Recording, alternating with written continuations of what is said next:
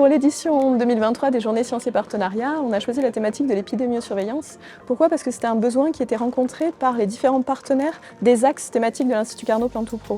Donc à la fois sur la partie sélection variétale pour par exemple le suivi du contournement des résistances, sur la partie protection et nutrition des plantes par exemple pour accompagner le positionnement des solutions et des stratégies de biocontrôle, sur la partie numérique avec le développement d'outils de diagnostic et de monitoring des bioagresseurs, et puis également sur la partie conception de systèmes de culture innovants pour aller cette fois-ci plutôt vers des approches prophylactiques, vers différentes pratiques agroécologiques qui permettent via l'épidémiosurveillance d'anticiper et progressivement de contribuer à faire baisser la pression bioagressive.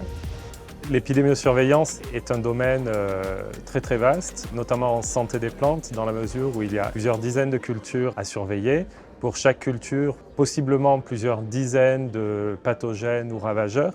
Et donc on a besoin de mobiliser énormément d'acteurs, pas seulement les acteurs du public, les acteurs du privé, quel que soit leur rôle dans le domaine, dans le périmètre de la santé des plantes. Ce qui était intéressant, c'est que les acteurs ont montré chacun qu'ils avaient besoin de travailler sur cette épidémiosurveillance ensemble. Donc chacun le regarde pour l'instant à son échelle, sur son modèle, sur son action spécifique.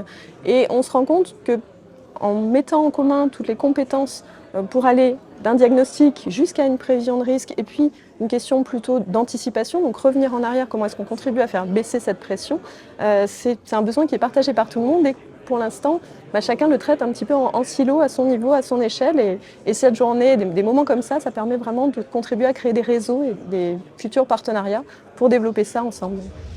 Pourquoi le territoire? Parce que la protection des plantes, classiquement, ça se fait à la parcelle. C'est-à-dire on a une parcelle, on essaie de la protéger, on applique des produits ou des méthodes agronomiques, etc. etc.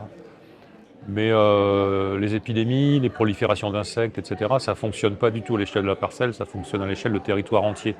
Donc on a un gros intérêt à raisonner au moins à l'échelle nationale ou d'un bassin de production. Et cette dimension territoriale, elle avait été relativement peu abordée jusqu'à présent, sauf au niveau académique. Elle va devenir de plus en plus importante, tout simplement parce qu'un des grands enjeux du futur, pour que nos solutions un peu imparfaites encore, type biocontrôle, etc., puissent fonctionner, c'est d'abaisser globalement les niveaux d'infestation, les niveaux de prolifération d'insectes, etc., etc. Et ça relève de la prophylaxie. Sur l'épidémiosurveillance, en fait, on propose des nouveaux outils, donc plutôt un savoir-faire qu'on transfère du laboratoire au champ. Et on essaye d'intégrer cet outil dans du pilotage pour réduire en fait, l'utilisation de produits phytosanitaires et donc d'utiliser cette notion de surveillance épidémique pour mieux prédire et mieux anticiper et mieux conseiller en fait, les viticulteurs dans la gestion du risque et le pilotage de leur exploitation vers une réduction des produits de phytosynthèse. Un sujet qui est très important et qu'on essaie de pousser à BPI France et que l'État souhaite, je pense, pousser aussi, c'est le biocontrôle. Je reste convaincue que l'épidémiosurveillance peut être un moyen au service du développement d'alternatives aux produits phytosanitaires, dont le biocontrôle est un excellent exemple.